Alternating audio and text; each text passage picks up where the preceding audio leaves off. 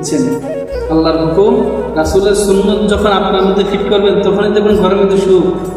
আর যদি তাহলে এইগুলো যদি রাসূলের আল্লাহর হুকুম মানবেন না, নামাজ পড়বেন না, রোজা রাখবেন না, রাসূলের সুন্নত তরিকায় চলবেন না, তারপর বলেন সুখ কোথায়, সুখ করে সুখ তো পাচ্ছি না। আর সুখ পাবেন কোথায়?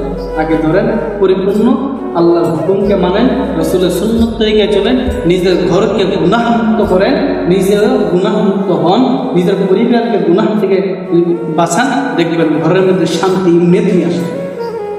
ঘরের মধ্যে শান্তি এমনি আসবে। গুনাহ ছেড়ে দিবেন, ঘরের মধ্যে শান্তি আসবে।